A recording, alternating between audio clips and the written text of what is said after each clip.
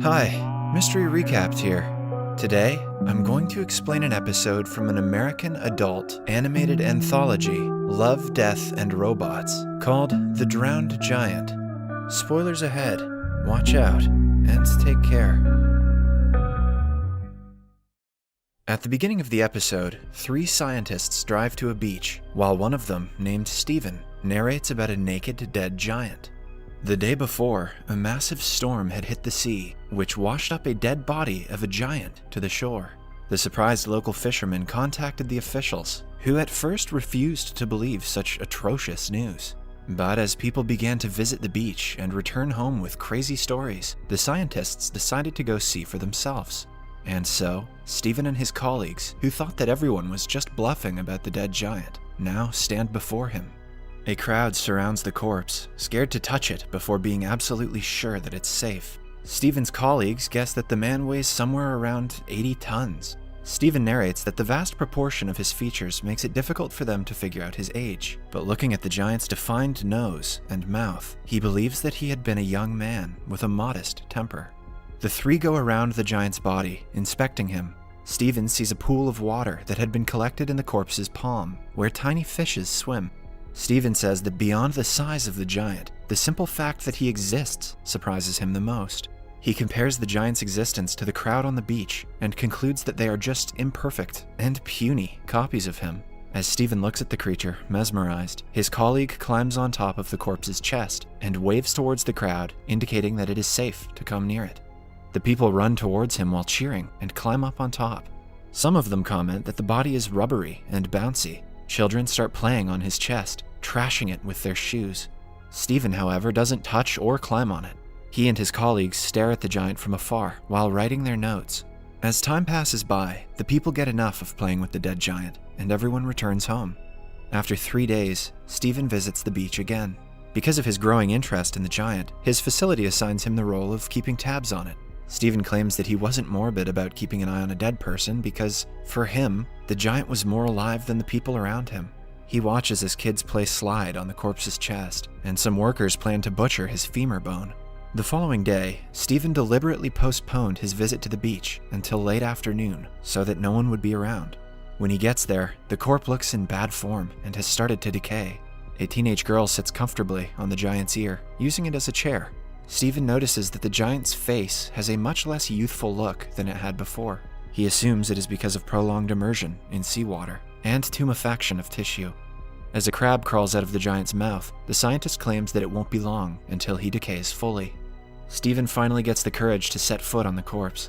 Atop his chest, he sees a sandcastle someone had built. Then, his other arm comes into view, showing us that half of it has already decayed, and whatever remained of it has been taken away by the people.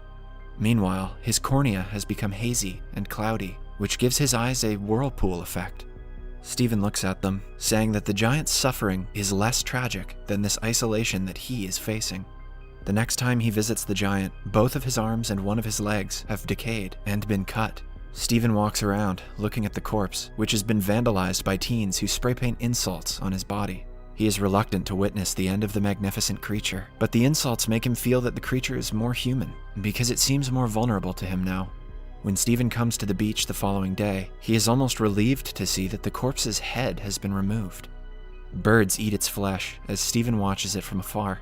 Without the head, the corpse looked less human, which reduces Steven's relationship with the corpse that he had formed. After that day, he doesn't visit the beach for a few weeks.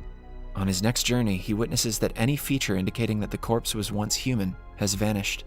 The only thing that remains is the decaying gut of the once magnificent creature. By now, the interest of the crowd in the giant has expired.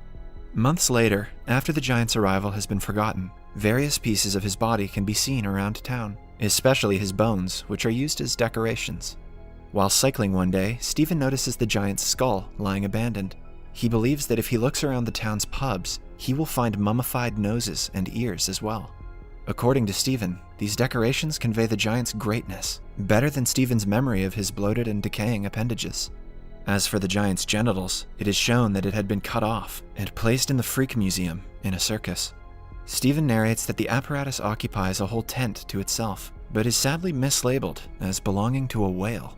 At last, the scientist says that the people who saw the giant remember him only as a sea monster. However, for him, the giant is still alive, and he often dreams of his resurrection. In his dreams, the giant strides through the town, picking up his fragments on his return journey to the sea.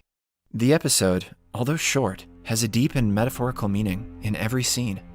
The fans of the episode have interpreted it their own way, but many believe that the narrator Stephen is the giant himself. Stephen feels the pain of the dead giant when no one else can. So, some fans think that Stephen and the giant are the same person. The giant might be trying to communicate through Stephen. Moreover, the way Stephen describes several stages of the decaying of the corpse in such detail makes one wonder if he is the one going through the stages.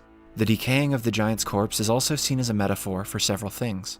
The narrator, Stephen, observes the decaying of the corpse very closely at every stage. First, he sees the process that was supposed to happen, that is, his body decaying by the passage of time. Then he notices people starting to amputate the corpse, treating it as a commodity. And the way humans treat him poorly showed him the extent of consumerism and exploitation that is considered normal in today's world. As the story progresses, Stephen begins to question what it means to be human, and when do we decide that we have lost humanity? Until the corpse had no head, he thought of it as a human just like him and the others around him. In fact, he believed that the giant was more of a human than tiny creatures like himself. However, after Stephen's sympathy towards the giant dropped, when he saw him only as a mass of flesh. Throughout the episode, we do not know who the giant is or where he came from. Rather, the drowned giant focuses more on the contrast of Stephen and other people's feelings towards the giant. In the book itself, J.G. Ballard concludes with the detail about the giant's appendage being displayed in a circus. This is to emphasize how much the giant was humiliated, even though he possessed a greater existence than them all. It also denotes humans' superficial and exploitative nature. Moreover, his genitals were labeled to be of a whale's, and his bones were mere decorations for the people. Here, it is clear that the giant has been completely stripped of his humanity. However, Stephen describes the genitals and decorated bones as the only things that convey how magnificent of a being the giant was. Although he loves and remembers the creature more than anyone else, he believes that his memory of his decaying body would have never conveyed his greatness the way his preserved body parts do. The giant was just a myth before being washed up to the shore. People experienced his arrival for a short while, but forgot about him soon, turning his existence into a myth once again. We humans, like the giant, will someday fade away and remain only in the memories of the people we met. But eventually, those memories will fade as well, and we simply cease to exist. Whew, boy, that got dark. Subscribe for more videos like this, turn on notifications, and leave a like to help the channel out.